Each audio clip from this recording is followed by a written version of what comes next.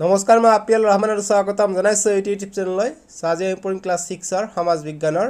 পাঠ নং 13 বৈদিক সভ্যতা এইটো এটা খুব এটা ইম্পৰ্টেন্ট অধ্যায় হয় এইটো অধ্যায় তোমালোকৰ জি পেজ নম্বৰ 104 ৰ ওপৰত তোমালোকে চাবা যে বেদ চাৰিখনৰ কথা উল্লেখ আছে ঋগবেদ যজুৰ্বেদ অৰ্থবেদ আৰু সামবেদ এই বেদ কেইটা কিন্তু ইম্পৰ্টেন্ট চাৰিটা বেদ ঠিক আছে যি কি নহক যি তোমালোকৰ অনুশীলনী দিয়া আছে পেজ নম্বৰ 108 অনুশীলনী দিয়া আছে অনুশীলনীৰ প্ৰশ্নকেইটা আমি উত্তৰ কৰো এইবিলাক তোমালোকৰ পৰীক্ষাত আহিব অনুশীলনীত 1 নম্বৰ দিছে যে উত্তৰ লিখা একৰ ক নম্বৰ প্ৰশ্ন যে ভাৰতৰ কোন দিশৰ পৰা আৰ্যসকল ভাৰতৰ সপ্ত সিন্ধু উপত্যকালৈ আহিছিল আমি উত্তৰ কৰিম যে ভাৰতৰ উত্তৰ পশ্চিম দিশৰ পৰা আৰ্যসকল আহি সিন্ধু সপ্ত সিন্ধুৰ উপত্যকালৈ প্ৰৱেশ কৰিছিল খ নম্বৰ প্ৰশ্ন দিছে যে আৰ্যসকলৰ পূৰ্বপুৰুষসকল কোন অঞ্চলৰ অধিবাসী আছিল আমি উত্তৰ কৰিম যে আৰ্যসকলৰ পূৰ্বপুৰুষসকল মধ্য এছিয়াৰ কৃষ্ণ সাগৰ আৰু কাস্পিয়ান সাগৰৰ মাজত থকা ভূভাগৰ অধিবাসী আছিল অধিবাসী গ নম্বৰ সিন্ধু উপত্যকাৰ সভ্যতা আৰু বৈদিক সভ্যতাৰ মাজৰ দুটা প্ৰধান পাৰ্থক্য দেখুৱা আমি উত্তৰ কৰিম যে সিন্ধু উপত্যকাৰ সভ্যতা আৰু বৈদিক উপত্যকাৰ মাজৰ দুটা প্ৰধান পাৰ্থক্য হল এক নম্বৰ পাৰ্থক্য এনেদৰে দিম যে সিন্ধু উপত্যকাৰ সভ্যতাৰ লোকসকল কৃষিজীৱী আছিল আনহাতে বৈদিক উপত্যকা সভ্যতাৰ লোকসকল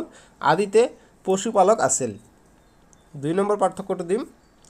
যে সিন্ধু উপত্যকাৰ লোকসকলে লোৰ ব্যৱহাৰ জনা নাছিল আনহাতে বৈদিক সভ্যতাৰ লোকসকলে লোৰ ব্যৱহাৰ জানিছিল ঠিক আছে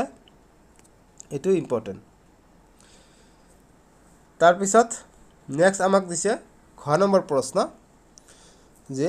চাৰিখন বেদৰ ভিতৰত কোনখন প্ৰাচীনতম বেদ গতিকে চাৰিখন বেদ আছিল তাৰ ভিতৰত যেটো ঋগবেদ আছে ঋগবেদটো হৈছে প্ৰাচীনতম বেদ 9 নম্বৰ প্ৰশ্ন যে আৰ্যসকল গংগা উপত্যকালৈ কিয় আগবাঢ়ি আহিছিল আমি উত্তৰ কৰিম বসতি বিস্তাৰ আৰু কৃষি কৰ্ম কৰিবলৈ গংগা উপত্যকালৈ আগবাঢ়ি আহিছিল আৰ্যসকল 6 নম্বৰ প্ৰশ্ন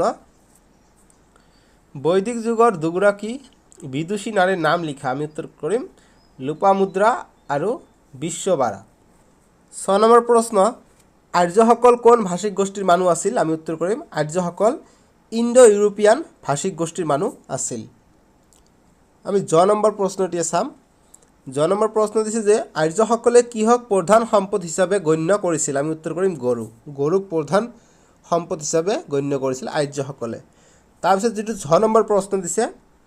যে আৰ্যসকলে ভাৰতত কোনবিধ ঘৰচীয়া জন্তুৰ প্ৰচলন কৰিছিল এইটো এনসাৰ হৈ যাব গৰু ঠিক আছে এতিয়া আমাক 2 নম্বৰৰ প্ৰশ্নবিলাক দিছে যে শুদ্ধ অশুদ্ধ নিৰ্ণয় কৰা 2 এৰ ক নম্বৰ প্ৰশ্ন যে বৈদিক যুগৰ আনুমানিক বয়স সীমা খ্ৰীষ্টাব্দ পূৰ্ব 1500 ৰ পৰা খ্ৰীষ্টাব্দ পূৰ্ব 1000 ৰ ভিতৰত পৰে গতিকে এইটো অশুদ্ধ হ'ব ইয়াৰ ভিতৰত নপৰে ঠিক আছে 1600 ৰ পৰা হে ষ্টাৰ্ট হয় ইয়াত আছে 1500 গতিকে এইটো অশুদ্ধ হ'ব খ নম্বৰ প্ৰশ্ন ঋগ বৈদিক যুগতে চাৰিখন বেদ ৰচনা কৰা হৈছিল গতিকে এইটো হৈ যাব অশুদ্ধ অকল ঋগ বৈদিক যুগত চাৰিখন বেদ ৰচনা হোৱা নাই যি দুটা বৈদিক যুগ আছে এটা হৈছে ঋগ বৈদিক যুগ আৰু এটা হৈছে পৰৱৰ্তী বৈদিক যুগ ঋগ বৈদিক যুগটো হৈছে 1600 খ্ৰীষ্টাব্দৰ পৰা 1000 খ্ৰীষ্টাব্দলৈ তাৰ পিছত পৰৱৰ্তী যেটো বৈদিক যুগ আছে এইটো হৈছে 1000 ৰ পৰা 600 পূৰ্ব খ্ৰীষ্টাব্দলৈ গতিকে হেইটো হৈ যাব অশুদ্ধ দুটা বৈদিক যুগ মিলিহে হৈছে গতিকে এইটো অকল ঋগ বৈদিক যুগ বুজাইছে গতিকে এইটো অশুদ্ধ হ'ব গ নম্বৰ প্ৰশ্ন কৈছে যে আৰ্যসকলৰ দিনত লোৰ প্ৰচলন আছিল গতিকে এইটো শুদ্ধ হ'ব যি লোৰ অস্ত্ৰ ব্যৱহাৰ কৰিছিল আৰ্যসকল গতিকে এইটো শুদ্ধ হ'ব যি আগত আমি পাইছো সিন্ধু উপত্যকাত কিন্তু লোৰ প্ৰচলন নাছিল অকল ব্ৰঞ্জৰহে প্ৰচলন আছিল কিন্তু আমি দেখা পৰৱৰ্তী আমি যি পালো পৰৱৰ্তী আৰ্যসকলে আহিছে গতিকে আৰ্যসকলৰ দিনত কিন্তু লোৰ প্ৰচলন আছিল ঠিক আছে গতিকে এইটো হৈছে গ নম্বৰ প্ৰশ্নটো ইয়াত এটা ৰেপ দি দিবা প্ৰশ্নটো ৰেপ আছে আৰ্যসকল তাৰ পিছত ঘ নম্বৰ প্ৰশ্ন যে সপ্ত হিন্দুৰ স্থানীয় লোকসকলক আৰ্যসকলে হে জ্ঞান কৰিছিল গতিকে এইটো হৈ যাব শুদ্ধ ঠিক আছে তাৰ পিছত 19 নম্বৰ প্ৰশ্ন যে আৰ্যসকলৰ সময়ত সমাজত নাৰীৰ স্থান নিম্ন আছিল গতিকে এইটো অশুদ্ধ হ'ব অশুদ্ধ কিয়নো নাৰীৰ স্থান নিম্ন নাছিল একে আছিল বা উচ্চ আছিল গতিকে এইটো অশুদ্ধ হৈ যাব ঠিক আছে তাৰ পিছত তোমালোকে কিতাপত 3 নম্বৰ আৰু 4 নম্বৰ প্ৰশ্ন দিছে এইবিলাক তোমালোকৰ পৰীক্ষাৰ কাৰণে হয় এইবিলাক জাস্ট মানচিত্ৰ অংকন কৰিব লাগে গতিকে এইবিলাক তোমালোকৰ প্ৰকল্প হিচাপে দিলে দিব না দিলে নাই ঠিক আছে। চ' আজিলৈকে আহোঁ, তোমালোকে ভিডিঅ'টো লাইক কৰি দিবা। তোমালোকে বাকী ভিডিঅ'বোৰ চাই আছে নাই, ছ'চিয়েল ছায়েন্সেই হওক, অসমীয়াই হওক, মেথছ হওক বা বিজ্ঞানেই হওক, চববিলাকে মই দিছোঁ মোৰ চেনেলত, প্লে'লিষ্টত গৈ তোমালোকে চাই ল'ব পাৰিবা। যেতিয়া তোমালোকে ক্লাছ 7, 8, 9, 10 লৈকে তোমালোকে ফ্ৰীতে চাব পাৰিবা। তোমালোকে চেনেলটো ছাবস্ক্ৰাইব কৰি ৰাখিবা আৰু ডেছক্ৰিপশ্যনত পাৰ্ট নং 14টো পাই যাবা, মহাজনপথ সেইটো পাই যাবা। আজিলৈকে আহোঁ দেই।